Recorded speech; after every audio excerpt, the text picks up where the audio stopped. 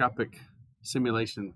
So this puts the last piece in the puzzle on simulating the spectrum so that we can really understand what's going on in our experiment. Okay, so when we get an experimental spectrum, we get this peak.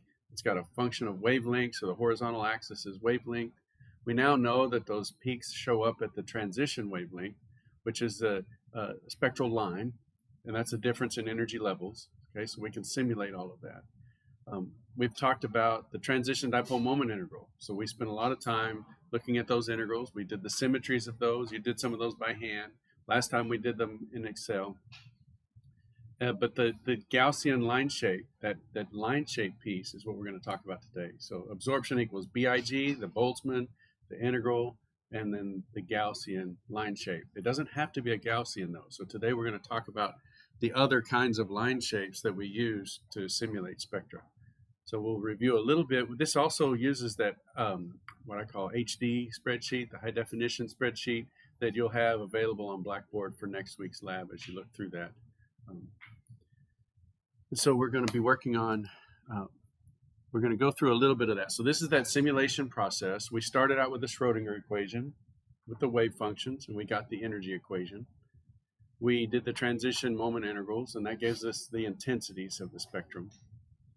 And we calculated for X, Y, Z polarized light, or X squared, Y squared, or XY, XZ, YZ, and so on for Rayleigh and Raman scattering. Now, we didn't do those in our spreadsheet because we're dealing with a one-dimensional system. So we did the X transition moment integral because we don't have a Y or a Z. We could do Raman. I have a spreadsheet that does the Raman selection rules, and but we haven't done that one in class. So you haven't actually seen that one. The only difference, instead of forming the X times psi wave function, we just have X squared. So we have the X axis times psi twice. And then that changes all the selection rules, and you get the Raman selection rules. And so from those selection rules, we get the transition equation. So we're going to look at all of these pieces today, and then we're going to get to, after the Boltzmann distribution, we'll get to the line shape, where we then get the spectrum. So this is the simulation process from beginning to end, but the first part is pretty fast because we've already gone through each one of those pieces in detail. And so let's look at this first part, the Schrodinger equation. We started out, these were our wave functions. And again, this is the numerical analysis. So whenever you think of numerical analysis, you're thinking of a table of numbers. So this is wave function 1, 2, 3, 4, all the way up to 15, but we're only showing the first 4. Remember the slinky. As we took the slinky more, we got more nodes. You can see these are now all of the wave functions for the first 4 quantum states. Let's focus on this blue one. This blue one is the ground state. See, it's just the first part of a sine function. And so how do we get the energies for this? Well, it's the second derivative of the wave function left multiplied by the wave function and integrated over all space gives us the energies. So that's that eigenvalue, eigenvector equation. And so this second derivative, we can take the second derivative of this, but numerically we have to decide how we want to take the derivatives. So I talked about this using my hands last time. Here is a slide showing it. So if I'm at 0 and I'm going to find the slope at 0, if I did a forward derivative, then it would show a negative slope, and that's not accurate because the slope at 0 is 0. If I did backwards derivatives, then the slope would be positive, also not accurate because the slope is 0. So this is why we're doing those centered derivatives. I'm taking at 0, I'm taking the next point minus the previous point, and then plotting that difference right there at 0. So that's our centered derivatives that we're taking for this numerical analysis. So once we do that, then we get these derivatives. So these are the first derivatives. Remember that blue one was a sine function. This looks like a cosine function. And then we take this derivative again, and we end up with that first lobe of the sine function upside down. And that's what we would expect, that a -1 comes out front, and we get sine back. Notice the intensities also have changed. This one is really small. The n equals 2 is bigger. N equals 3 is even larger than that. N equals 4 is even larger than that. what you're seeing with this jump in intensity after the second derivative is this energy. So you're seeing on top of this second derivative, the intensity of those, that multiplier that comes out front is a factor of the kinetic energy of these wave functions. So you can actually see that in this. It's not just -1. There's a whole bunch of other numbers in front of that sine function that have to do with the intensity, and that's the energy equation that we get out of the Schrodinger equation. So when we do this in Excel, we take that mathematics and we use the transpose of the wave function. So if you think about Excel, you've got a 15-column block of wave functions, 15 columns across 100 rows. So the box is divided into 100 units. So it's a 15 by 100 matrix of numbers. And if we transpose that, we end up with that block sideways. So it was a 100 by 15. When we transpose it, it's a 15 by 100. And we multiply that by the block unchanged. And that one is a 100 by 15 block of numbers. And in matrix multiplication, you take this top row right here. So this top row of numbers right here, multiplied by the first column of numbers right here, gives us this first cell right here.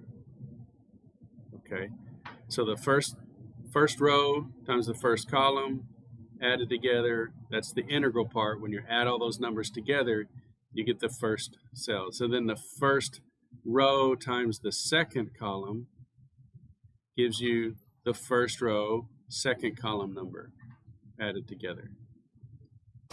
And of course, that's the sum of all of those numbers multiplied by each other and added together. But then we also have to take into account the dx piece. And so then however many increments we have in the box, we take the box length and divide by the number of increments. That's our delta x, and that gives us the integral. First column times the second, first row times the second, or first row times the third column gives us this first row, third column number, and so on. Then we drop down to the second row. So all these second row numbers times the first, second, third, fourth, whatever column will give us this second row of numbers. Notice the only ones that are non-zero are these diagonal elements. And those are our energies. So this is what we get out of this whole thing for the first 15 quantum states. So these are in kilojoules per mole. You see it gets up pretty high in energy pretty quickly. So by the time we get to the 15th quantum state, we're at 15,000 kilojoules per mole. We also see the analytical solution. So this is the solution that comes out of this by hand. And we can look, and we looked last time at the errors in those. It was like 0.03% error for the ground state. So that's the energy equation. Then we do the transition dipole moment integrals. So here is x psi. So we took that sine function. Remember, the blue one was just that first lobe of the sine function, and we multiplied it by the x-axis, which if you were to plot the x-axis would just be a diagonal line here. It would look just like this.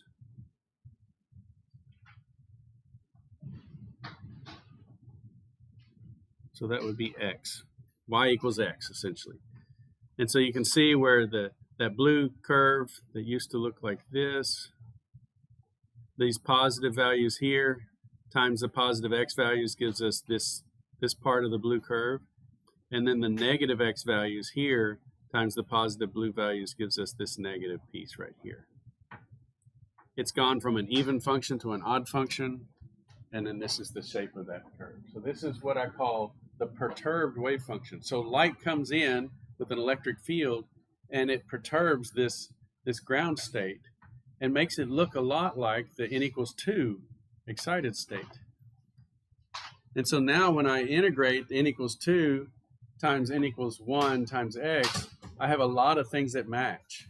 And it's that matching of the wave functions that causes this transition to be probable, right? So this is the transition dipole moment integral.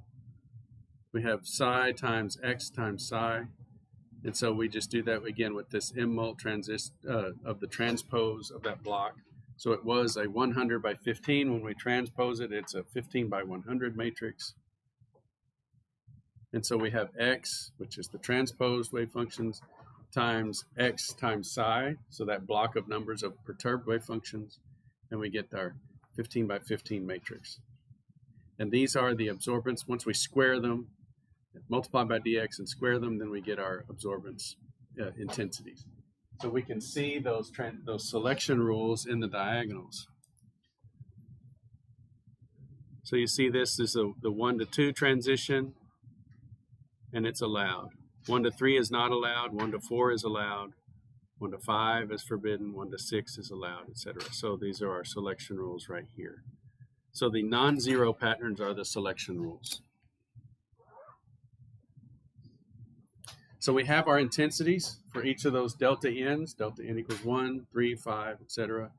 But we need to know where those peaks are located in the horizontal axis of the spectrum. So these are the transition equations. Now this is something that you will definitely need to do or analyze on the exam, and that is the transition equations. Okay, so you need to be able to take the energy equation and turn it into a transition equation. So this is the energy equation right here. So this E of n is right here. This is, and so if we're looking at a delta n of plus minus 1, we'll just pick the plus 1. Okay, so we want to know the change in energy for every transition where the change in quantum state is plus 1.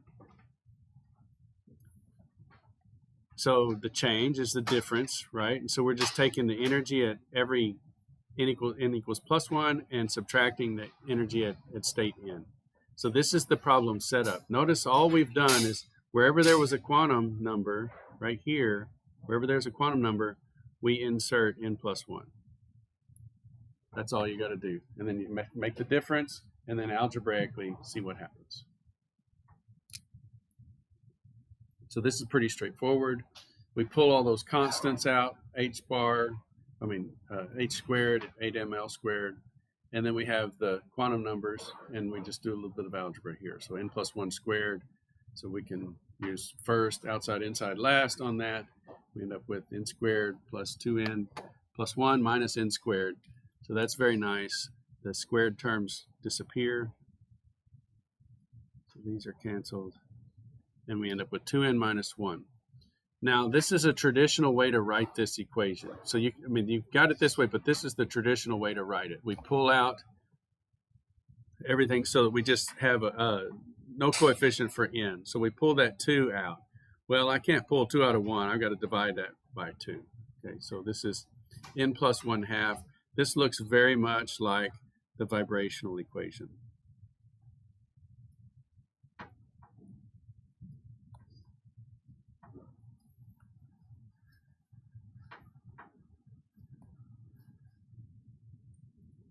And rotation. So we have these nice patterns for vibrational spectroscopy and rotational spectroscopy, and even the particle in a box, we get a very similar transition equation.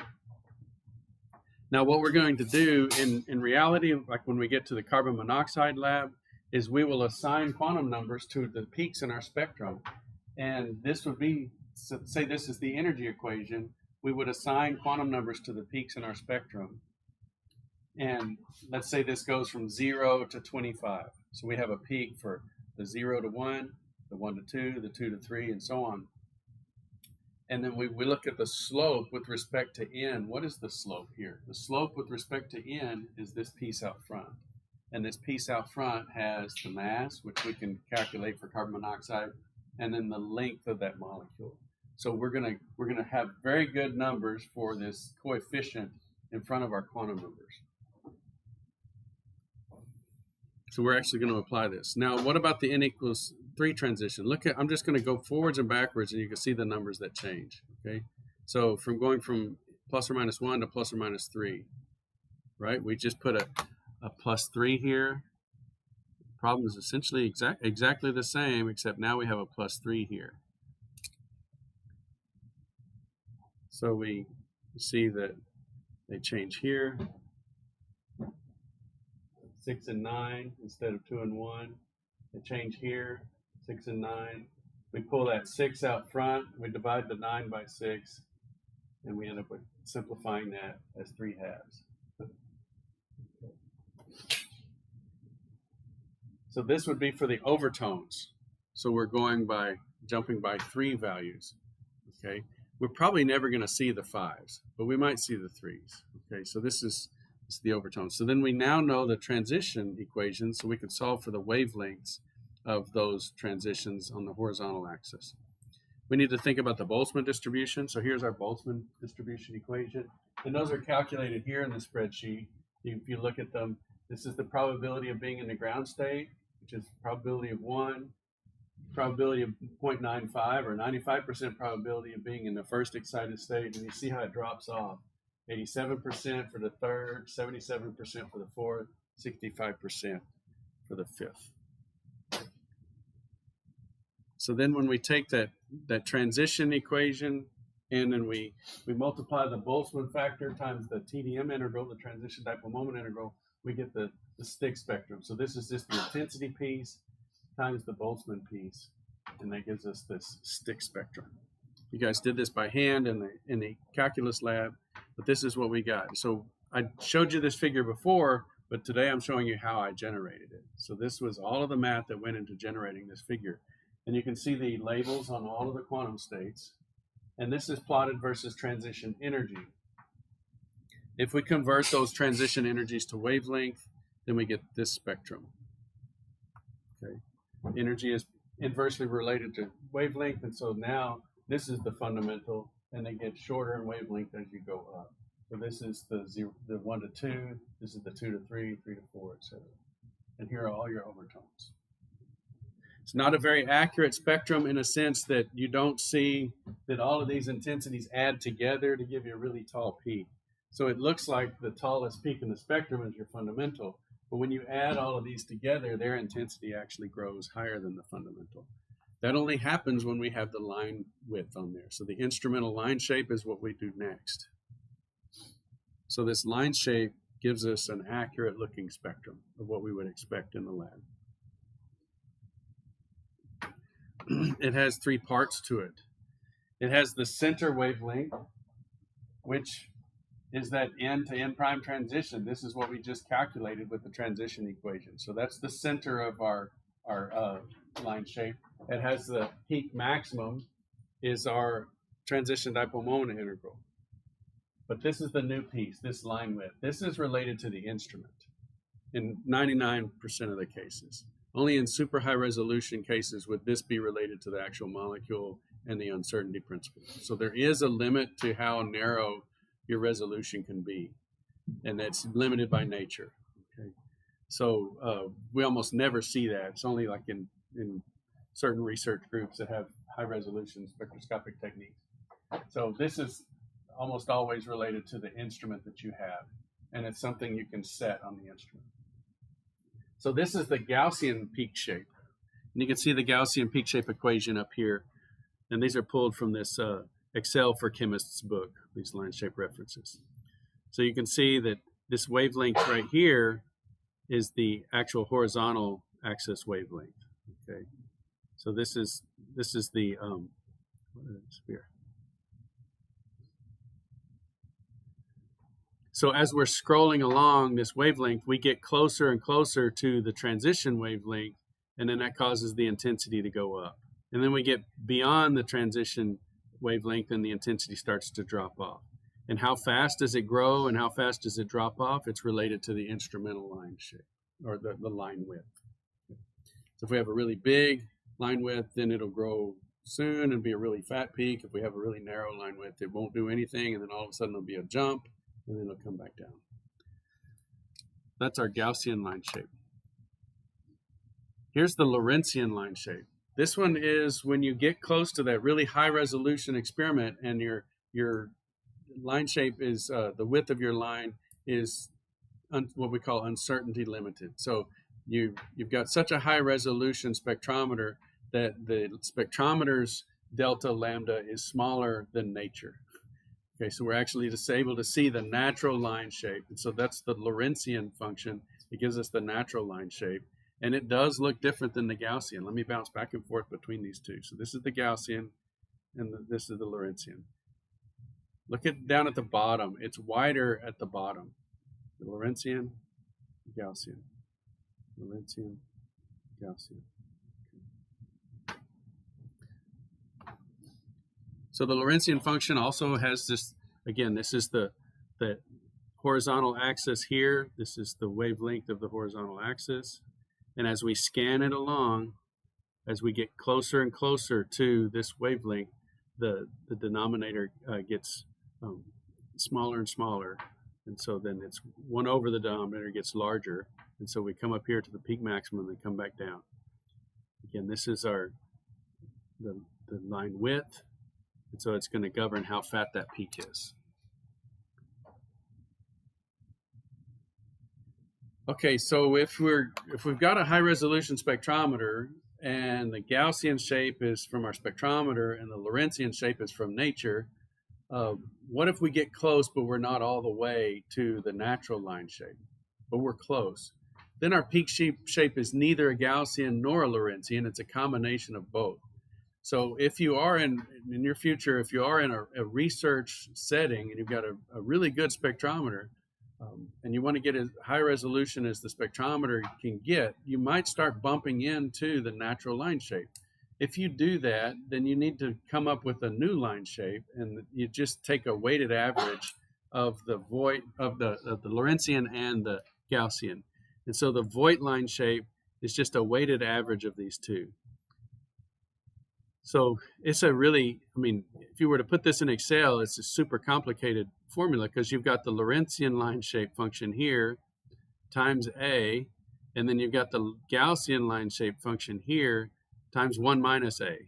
And so it's just some percentage of Voigt and, some percentage of Gaussian and a percentage of Lorentzian put in. Now you would do that to match like an isolated line. You would pick a line in your spectrum that you could see the whole thing all the way down to the baseline, and then you would solve for A. Which percent of Lorentzian and Gaussian do you need to match the shape of that experimental line shape? And once you have that, then you've got that A parameter for your spectrometer, and then you can fit all of your spectra with that line shape. Then lastly, this is probably my favorite, this is the log normal line shape. This is the only one, and this you need to mark this down because I think it's on the homework. This is the only one that's asymmetric, meaning the others were the same on both sides. Whereas look at this one. This one is tails to the left.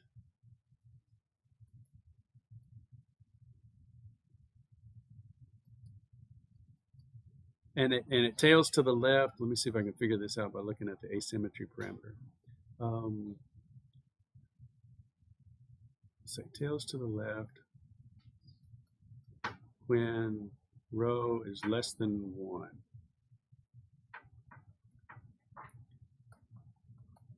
And you can make it tail to the right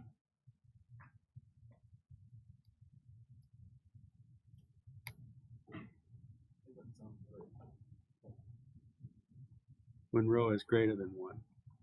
What's that? It's like I swear like there was some sort of like statistical technique that also involved like P and well, no, this would be, and this is the Greek character rho. So it just looks like a P. Yeah, but the tailing is a statistical thing that we see a lot, and it's skewed. Yeah. Skew. So this is a skewed line shape. You can think of it that way too. So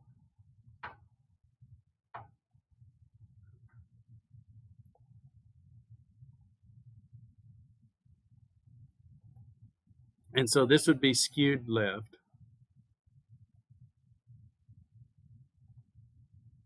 I would say to low values. And you could also skew it to the right to high values, again, if that asymmetry parameter was greater than 1. And so you see that the line shape here, delta lambda, is the the distance between these two lines whenever you're halfway down from the height. So here's the maximum, here's the full width at half max.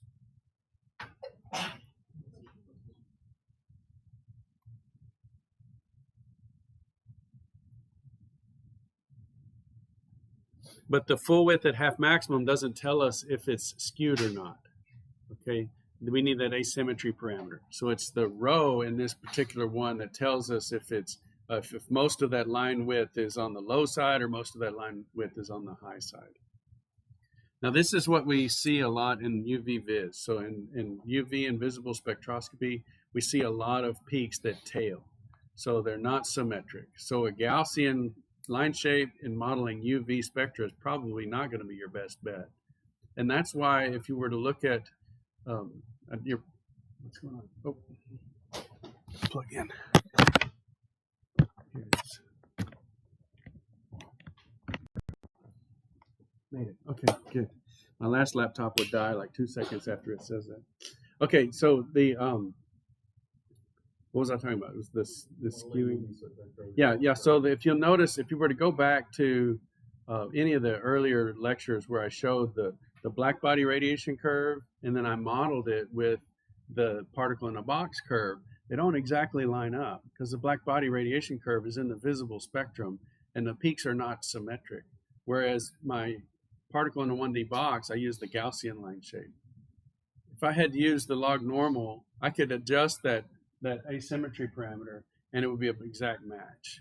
I just haven't gone through because it's incredibly tedious to rebuild that spreadsheet with a new line shape. I could do it, but just haven't done it yet. Okay, so it'd be asymmetrical, but it'd still be like normalized. It'd still cancel out zero. So, yeah, it would still match that curve, but just all of my peaks would tail just a little bit, enough to make up that difference in the black body curve versus my simulation with the particle in a box. Yeah.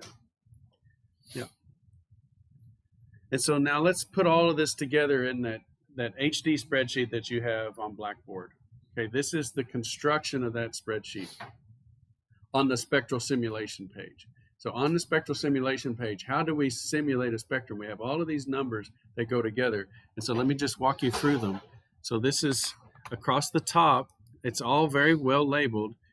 I just have a row for the peak numbers, right? And then I have a row for the delta n's. Notice these are all my delta n equals 1s. But sometime later it switches to 3, and sometime later it switches to 5. Okay, so I've got peaks all the way across the top. And then I have n and n prime. So notice this is the ground state, n equals 1. N prime in this case is 2, so that's my delta n is 1. So 1 to 2 transition. The next one is the 2 to 3, the 3 to 4, the 4 to 5. So every column is a different transition. Okay, I can calculate the energy of the ground state, the energy of the first excited state. So here's the n equals 1 energy, n equals 2. Or over here, this is the energy for state 5, and this is the energy for state 6. I can calculate the difference in those two rows, and I get my delta E. So that's my transition. I can convert that to wavelength. So here is this center wavelength. Right here, this lambda n to n prime is calculated on this row right here. Let me back those off for a second. Okay, then I can take that ground state energy and I can calculate the Boltzmann factor. Not just the ground state, but the lower state. Like for n equals 1, here's 2, 3, 4, all the way up. Here's n equals 7. Okay, and then I can calculate the transition dipole moment integral. So I did that earlier with the transpose of psi times x psi integrated over all space and so on. So these are the results for the transition dipole moment integral for state 1 to 2 and state 2 to 3. So I went and pulled all of the results of those diagonal values. They're all pulled out of that matrix and put on this row right here. Then the stick spectrum is the Boltzmann factor times that transition dipole moment integral. And so I could plot the stick spectrum versus wavelength, and every one of those transition wavelengths here would have a stick associated with it. But what I want to do is I want to put a Gaussian on every one of those. So every transition has its own line shape. So this is the height, and this is the center of that line shape, and over here is that spectral line width, the green delta lambda, and then this right here is my wavelength values, where this is going to be the plot of the spectrum. So I've got, every wavelength. This is the thing I think that confuses students. I have transition wavelengths here. This is the location of the peaks. This is the actual x-axis of the spectrum, the horizontal axis of the spectrum. So this has to be, if I'm plotting, say, UV vis, this goes from 400 to 4,000 wave number, or 400 to 700 nanometers. If I'm in infrared, the horizontal axis of the spectrum goes from 400 to 4,000 wave numbers. So this over here is just the wavelength or wave number axis of my spectrum. The which one?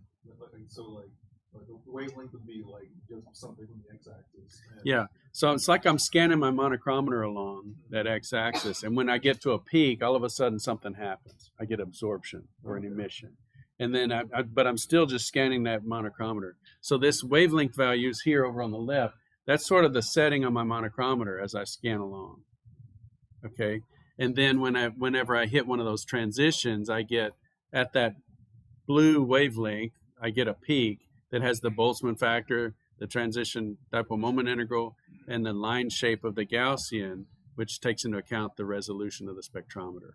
And you just know like the maximum of that peak? Or? I get the whole shape. So this is what we're doing here. So then I get the Gaussian line shape. As I'm scanning along and I'm getting close to a peak, the Gaussian line shape starts giving me a little bit of an intensity. When I get closer to the blue wavelength, it gets more intensity. When I get on the blue wavelength, I'm at a maximum. When I go past it, the Gaussian line shape starts coming back down. So every transition has its own Gaussian line shape. So then I go to the next transition. I have a new center for that transition, a new height for that transition because it's a new integral. Since I'm using the same spectrometer, I have the same delta lambda. So it's the same spectrometer is looking at all of them, okay? But I have a new center and a new height, and a new center and a new height for the third transition, and the fourth, and the fifth, and the sixth, okay? So every column over here on this side is individual transitions. And then when I get all of those individual transitions calculated, let me go back here and look at this. You'll see right here. So notice right here at this wavelength here, there's no intensity from the 2 to 3 transition or the 3 to 4, 4 to 5, etc. But when I get to the 7 to 8, I see 0.1. So this peak is already starting to come in, but these haven't contributed anything to the spectrum yet. So we go along, and when we get all of these calculated, then the signal at that first wavelength is just the sum across all of those transitions. So if you think about it, the monochromator is sending that particular light through, and only the 7 to 8 transition is absorbing a little bit. But sometime later, maybe at this wavelength, I may have 15 transitions that are all absorbing some of that light. And so when I add up all of those absorbance values, it's a huge peak. And so this is what we get. We're scanning that monochromator across, and we're getting a little bit of transition from the really excited states, but then we go along and those start to peter out, and I'm just getting the hot bands, and then I get the fundamental. So the instrument goes through and scans each of these wavelengths, and then the molecular system absorbs light if there's a transition there. If there's no transition there, like right here, then no light is absorbed. So that's the finished product. That's our simulated spectrum. So now, hopefully, you understand where this black curve comes from. It's a bunch of individual transitions. Yeah. So at any point in the spectrum, like you might be right here, it's the contribution of the first hot band, the second hot band, the third hot band, and maybe a little bit of the fourth, but almost nothing. So if we were to look at the spreadsheet and pick a row, like the row at 300, we might only see 3 columns, this column, that column, and that column, that have numbers in them. All the other columns would have zeros. The fundamental column would have a 0 at 300. And the first, second, third, fourth, maybe fifth hot band would have a 0 at 300. But there'd be 3 or 4 columns that have non-zero values. And the intensity at 300 is the sum across all of those columns at that row that's labeled 300 nanometers. And so what we're doing in Excel is exactly what's happening inside the spectrometer. We're scanning the monochromator, which scanning the monochromator in this case would be just going down these rows. And you can do that. In fact, let's just pull that up, see if I can get it to show up on the screen, the Excel file.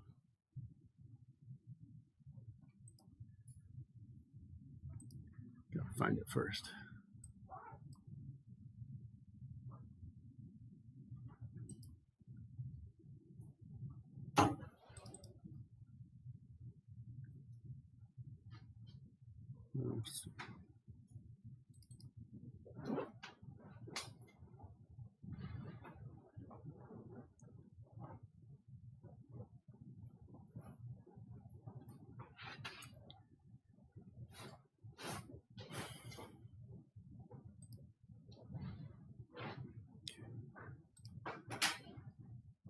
Excel's taking a while.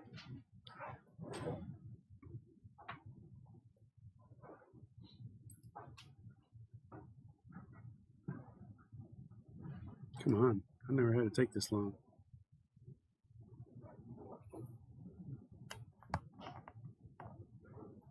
So L13 we get whenever you add up like all those Gaussians. Is it still called the Gaussian? It's a see that word at the top, convolution? Mm-hmm. That's what we're doing. So we're taking the signals of all of those individual peaks and we're convoluting them. We're adding them together. So when you have a convoluted signal, convolution is sometimes used as a synonym for confusion, right? Like you make an argument, it's not well articulated because you've got a bunch of different points. It's a convoluted point, right? Well, spectral convolution is we're confusing the signal because we're adding in the second and third and fourth hot bands all together. And just looking at the intensity of the spectrum, we can't really tell which one of those bands is involved. So by simulating it, we're intentionally convoluting the signal to give the overall, that black curve is the convolved or convoluted spectrum. So in a way it's not coherent, but also it gives us a full picture. Yeah, but then another technique is to deconvolute the spectrum. So deconvolve the spectrum would be to fit that overall peak with individual transitions. And if you get the fit right, then you can go look at your individual transitions and say these percentages of these transitions go into the overall peak. So let me just show you this last thing here in Excel. Where is it? It's going to show up. Okay, there it is.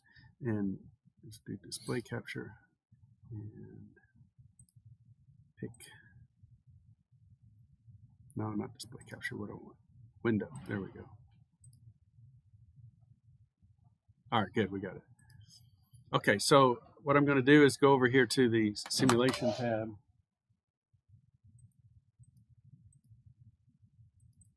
Okay, simulated spectrum. So this is what I just used in the notes.